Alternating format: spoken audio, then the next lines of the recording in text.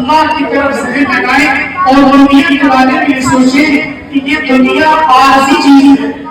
دنیا کچھ نہیں ہے، دنیا کی کوئی حیثیت نہیں، دنیا ختم ہونے والی چیز ہے، دنیا ختم ہونے والی چیز ہے، یہ دنیا ختم ہو جائے گی، دنیا تباہ ہو جائے گی، اس دنیا کی کوئی حیثیت نہیں ہے، اس کی 4 دن کی زندگی ہے، ہو سکتا ہے جس دن میں جی رہا ہوں اگلا دن مجھے ملے یا نہ ملے، جب ہم یہ پیسے کو دماغ کر دکھائیں گے تو انشاءاللہ ہماری یہ باطنی بیماری ختم ہو جائے گی۔ تو ان 2 باتوں کی طرف خاص طور پر مجھے توجہ دلانی تھی، یہ 2 باتیں خاص طور پر حسد کی بیماری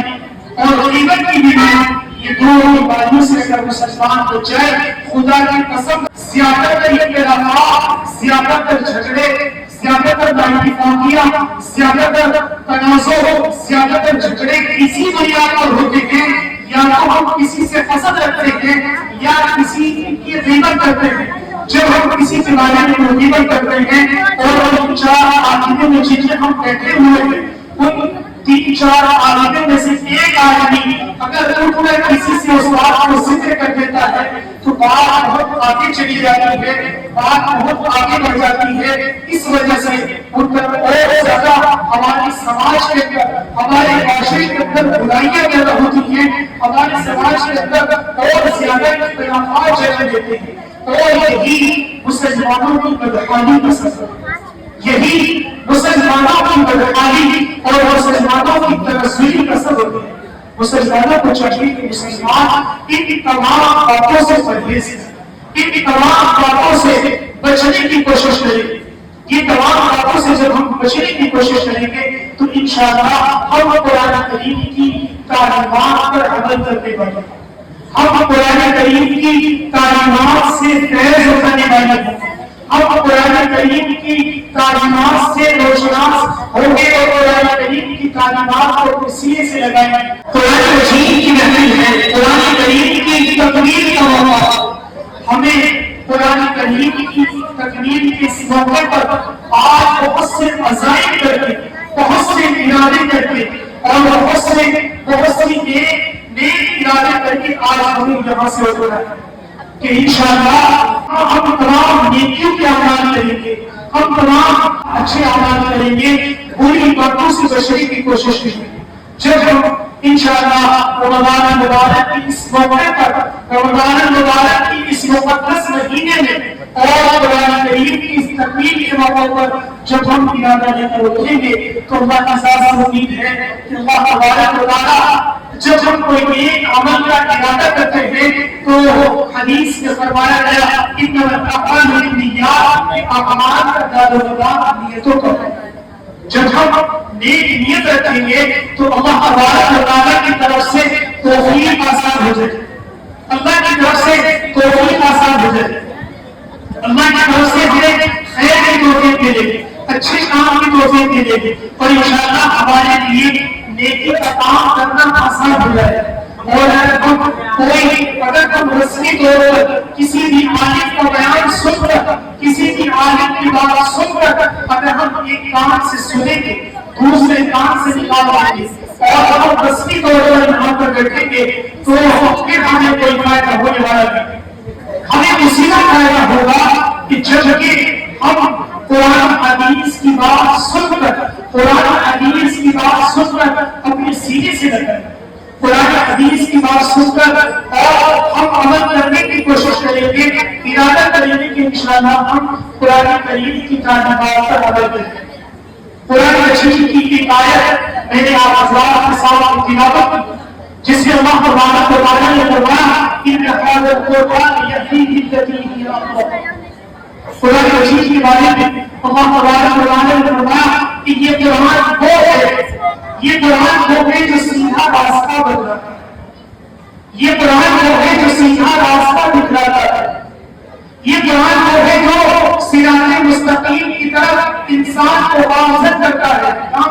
ہے، مسلمانوں کو صحیح راستہ دکھاتا ہے۔ اگر مسلمان قرآن کریم کو کسی نیت کے ساتھ پڑھتا ہے، قرآن میں اپنی ہدایت کو تلاش کرتا ہے تو مسلمانوں کو اللہ تبارک و تعالیٰ اسی قرآن کی برکت سے اور قرآن کریم جب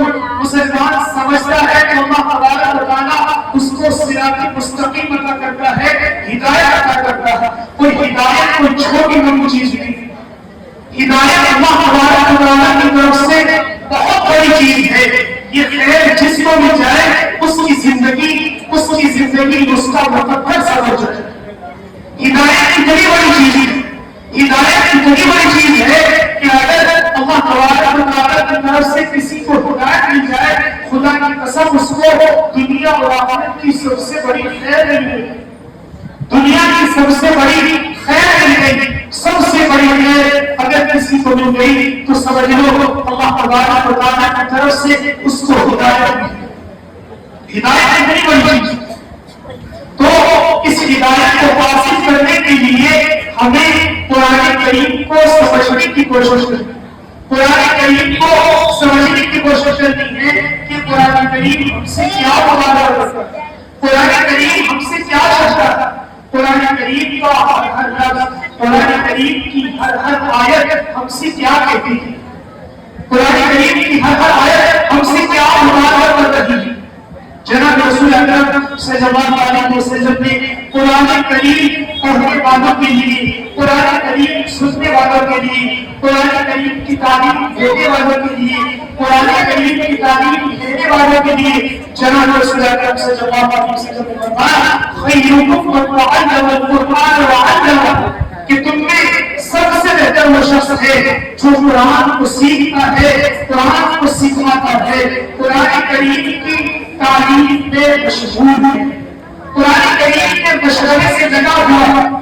ایسا شخص اللہ تبارک و تعالیٰ نے اور جناب رسول اکرم صلی اللہ علیہ وسلم نے سب سے زیادہ پسندیدہ اگر کسی کو بتایا ہے تو اس کو بتایا کہ جس نے جناب رسول اکرم صلی اللہ علیہ وسلم نے جو اس بات کے اندر ذکر کیا کہ قرآن کریم کی تعلیم دینے والا، قرآن کریم کی تعلیم دینے والا، قرآن کریم سے کسی نہ کسی اعتبار سے جو چھوڑا ہوا ہے، اللہ تبارک و تعالیٰ نے اس قرآن کے مرتبے کو اور اس قدر بلند فرمایا ہے کہ اللہ تبارک و تعالیٰ نے جو اللہ کے نبی نے اپنی زبان سے فرمایا کہ تم میں سب سے بہتر وہ ہے کہ جو قرآن کو سیکھتا ہے اور قرآن کو سکھاتا ہے. تو نبی علیہ السلام نے سب سے زیادہ مقبول قرآن کی تعلیم دینے والے کو، قرآن کی تعلیم دینے والے کو نبی علیہ السلام نے سب سے بہتر اس کو قرآن دیا. تو ہمیں بھی کوشش کرنی ہے کہ قرآن کریم سے کسی نہ کسی اعتبار سے ہمارا رشتہ جڑ جائے. ہم سیکھنے کی کوئی وجہ نہیں ہوتی، کسی بھی عمر میں چاہے قرآن کریم کو حاصل کریں، قرآن کریم کو صحیح طرح سے تلاوت کرنے والے بنے. اگر ہم کسی بھی عمر میں کسی بھی مقام پر ہیں اور اگر آپ نے اپنی آواز میں سے پورے دن میں سے اگر اپنے اسکیڈول میں سے اپنے نظام اور نظام الاوقات میں سے اگر آپ نے گھنٹہ دو گھنٹہ اگر قرآن کریم کے لیے نکال لیا، خدا کی قسم اللہ یہاں پر آپ کو جو اجر دیا جائے گا، اللہ یہاں پر جو آپ کو اپنی آواز سے نوازا جائے گا، اللہ کی یہاں پر جو نعمتوں کو آپ پر نشانہ کیا جائے گا، آپ کو اندازہ نہیں ہوگا،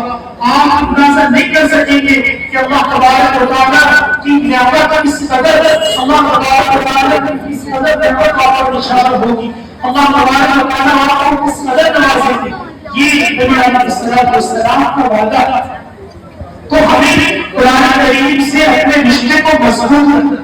قرآن کریم سے اپنے رشتے کو اگر ہم مضبوط کریں گے تو انشاءاللہ اللہ کی ذات سے امید ہے کہ ہم دنیا میں بھی سرفراز ہوں گے، دنیا میں بھی بلند ہوں گے، آخرت میں بھی بلند ہوں گے انشاءاللہ.